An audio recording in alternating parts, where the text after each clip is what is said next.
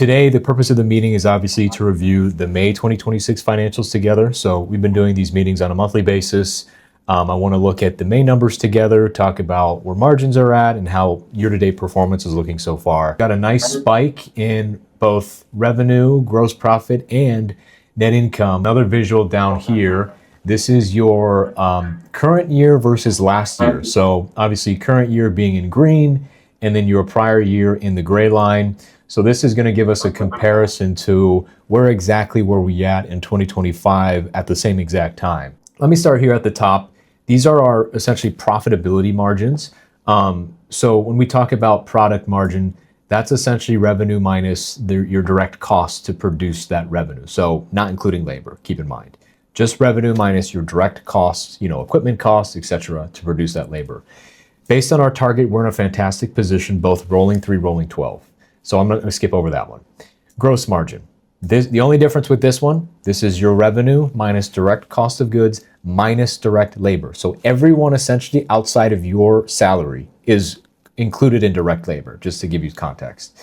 That's everyone in direct labor. So what I'm looking at here is an improvement to gross margin. We started in a cautious position over the last 12 months, and we're now in a good position over the last 3 rolling period. So what that indicates to me is a positive trend line of upwards towards, we've hit target of 50% gross margin essentially.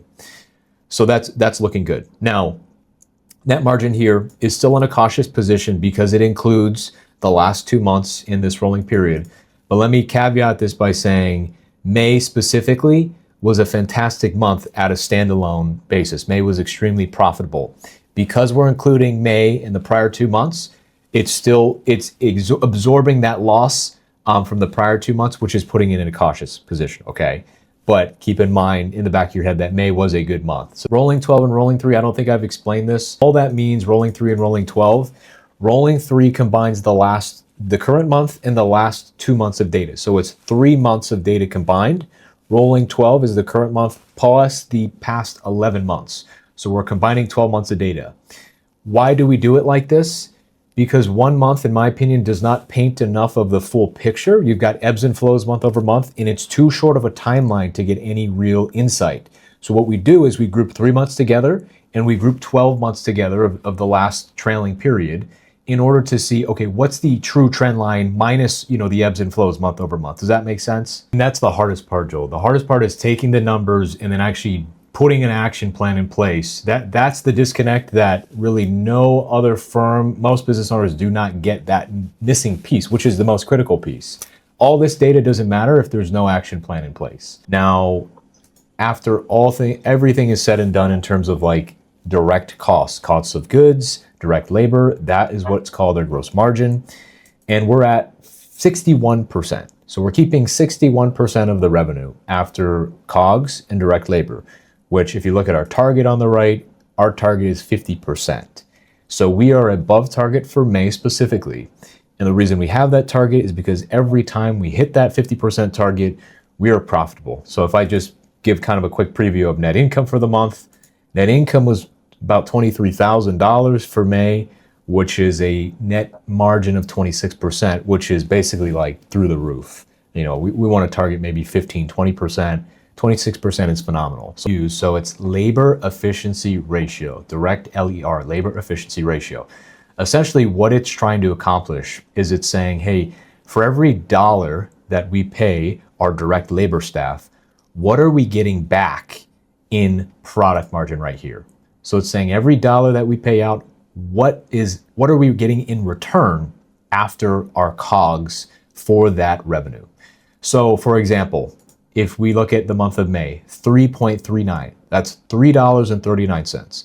That means that every dollar we paid for direct labor, we're getting back $3.39 after our cost of goods sold, which if you just think of it like a vending machine, you put in $1, you're getting $3.39 out. That's a fantastic machine right there. And that's why that month was so profitable. So, and just to show you the math behind it, it's essentially the higher. Yep. The higher the number, the better. The higher the number, the better, because we're getting more back for every dollar in labor, essentially. So if I had to put a key takeaway for you, it would be, there's 2 things that I need to keep in mind. Direct labor efficiency our goal is every dollar we spend on labor to produce $3 in margin after costs. If we keep that efficient, then we end up at a goal gross margin of 50%. And from there, the operational expenses, as long as they're in line, will produce us a fantastic net income. So that's essentially the lens that I look at it from your perspective is, hey, I just need to be responsible for the engine of the business. I don't need to worry about the operational expenses per se. I'm going to go ahead and wrap up our meeting today. I think this was a great call to go over the main numbers. We'll have another meeting same time next month to look at June together and first half of 2026. So thank you, everyone. Really appreciate your time. We'll talk soon, okay? All right. Thank you, Thanks, guys. Alex. Take care. Okay, so call went really, really well. He had his internal team on the call, so it's really nice when the owner brings their internal managers on the call because everyone sees the numbers. He's got full transparency over the numbers, and we can actually have everyone be accountable as to what metrics that they need to take ownership of. For example, if your managers are taking ownership of the engine of the business, your revenue minus direct costs, minus direct labor, your gross margin, they take ownership of that, and the owner can take ownership of the operational expenses, where they'll be more inclined to be able to reduce rent, utilities, marketing spend, etc. So being able to have everyone on the call is really productive.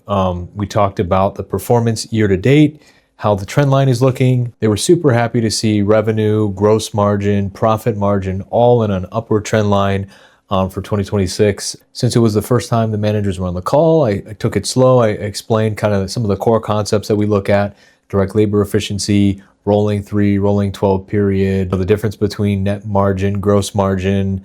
We even looked at cash burden, how much cash the business is consuming at a point in time. So it was a super productive call. I think everyone got a lot out of it. The owner even mentioned to me, because we're looking at these costs now every month, he was able to cut down $1,100 in software spend and decrease their credit card processing fees, which is going to be a huge amount year over year. And we also fixed some of the issues that they had with payroll when we first onboarded them. So I love these monthly meetings because we get real-time insight into what's happening with the business, and we can see the numbers as they're happening every single month. Now, for most people, monthly may be a little bit too cumbersome and too much. So we also have our quarterly meetings, which is really what most of our clients go with. That's our core offering, is the CPA system with those quarterly profit and tax strategy meetings. So phenomenal meeting, great business owner, great managers. I have another call in the next 50 minutes with a potentially new client. This business owner has about a $4 million business, product-based business that he's looking for help with the accounting for in QuickBooks Online. So I'm going to talk to him shortly. We'll keep you updated.